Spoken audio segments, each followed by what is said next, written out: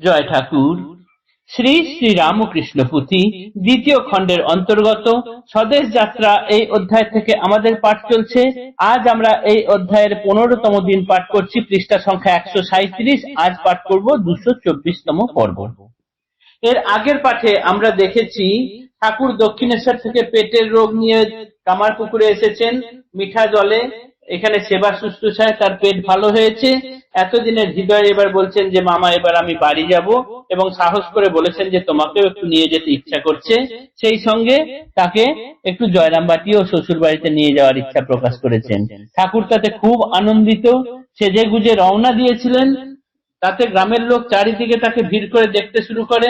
গ্রাম পেরিয়ে যখন যাচ্ছেন তখন ডোমেদের পাড়ায় আসায় ডোমেরা দূর থেকে ঠাকুরকে দেখছেন, কাছে আসতে সাহস পাচ্ছেন না। এই থেকে ঠাকুরের মনে খুব দুঃখ হলো, তিনি ফিরে চলে গেলেন বাড়িতে। গিয়ে ধুলায় গড়াগড়ি দিচ্ছেন, চোখের জলে মাটি কাদা হয়ে গেল। তার মধ্যে ঠাকুর গড়াগড়ি দিয়ে তার বসন নোংরা হয়ে গেল, এই অবধি আমরা গতকাল পাঠ করেছিলাম। শয্যা সহ গড়াগড়ি দেন ভূমি তলে, কর্দম হইল ধুলা নয়নের জলে, কাদায় ভরিল অঙ্গ সুন্দর বসন, প্রভু রামকৃষ্ণ কথা অদ্ভুত কথন। তারপর থেকে আজকের পাঠ।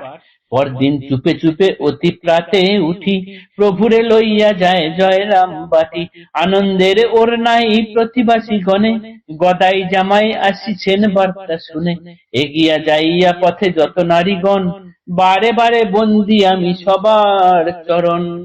আনিলেন আলয়েতে প্রভু গুণমণি, পথে পথে জলধারা সহ শঙ্খ ধ্বনি, জামাই আনিতে নাই দেশে হেন রীতি, জলধারা শঙ্খ ধ্বনি অদ্ভুত ভারতী। কিভাবে করিল হেন রমণীর গণ, প্রভুর আগমন দিনে বিধান নূতন, ভক্তির মূলক নহে মঙ্গল আচার, প্রভুদেব ক্ষিপ্ত প্রায় জ্ঞান সবাকার, নাহি রামকৃষ্ণ ভক্তি কিছুই এখানে, বিষয়ী বিষয়ে মত্ত চাষা যত গ্রামে, রক্ষা করো কৃপাময়ী জগত জননী, তুমি মা লেখাও পুঁথি তাই লিখি আমি, মা তোমার জন্মভূমি মহাতীর্থ ধাম, জড়কি চেতন তথা সকলে প্রণাম।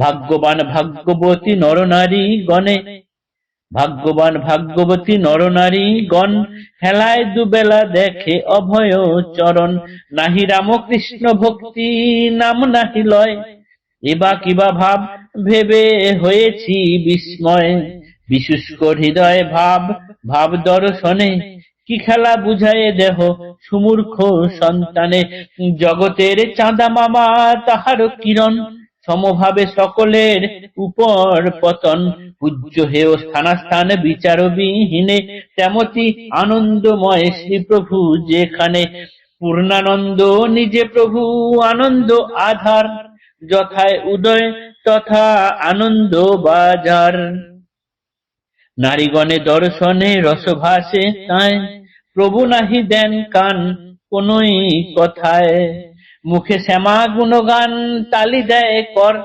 নৃত্য করে পদদ্বয় বড়ই সুন্দর, বদন মণ্ডলে শোভা অপরূপ খেলে, বুক বেয়ে কোচার কাপড় কাঁধে ঝুলে, দেখিয়া সকলে ভুলে কাছে যতক্ষণ, অন্তরালে গেলেই বলে পাগল লক্ষণ।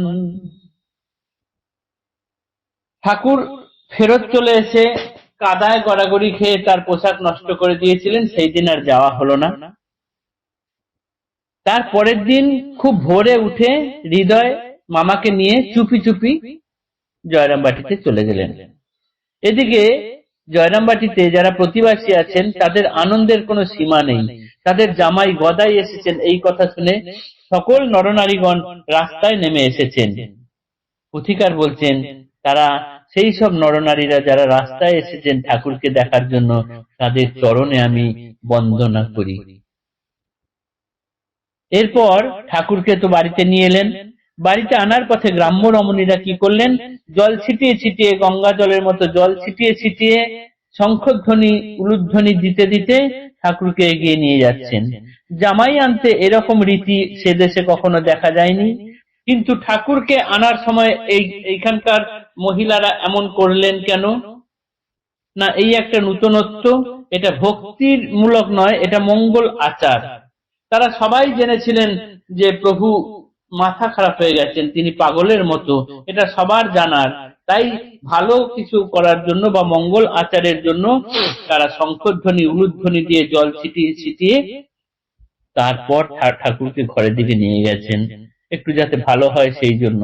নাহি রামকৃষ্ণ ভক্তি কিছুই এখানে, বিষয়ী বিষয়ে মস্ত চাষা যত গ্রামে। কেননা গ্রামের মুখ্য ব্যক্তি এখানে বেশি, তাদের মধ্যে অত রামকৃষ্ণ ভক্তি জাগেনি, তারা ঠাকুরকে বা মাকে অতটা চেনে না, জানে না। তাই পুথিকার বলছেন যে হে মা জগৎ জননী, তুমি কৃপা করো, তুমি রক্ষা করো, তুমি যেমন আমাকে লেখাচ্ছ আমি তেমনই লিখছি। তোমার জন্মভূমি মহাতীর্থ ধাম, এখানে জড় চেতন সকলকেই আমি তাই প্রণাম জানাই, কিন্তু মানুষরা যা করছেন আমি সেটাই লিখছি। কেননা তারা দুবেলায় তোমাদের অবহেলার কোন রকম প্রচেষ্টা ছাড়াই তারা তোমাদের চরণ দেখতে পাচ্ছে, তো তাই এখানে তাদের কোন রকম হেলদোল নেই, তারা না চাইতেই সবকিছু পেয়ে যাচ্ছে, তাই তারা বুঝতে পারছে না যে তারা কি পাচ্ছে।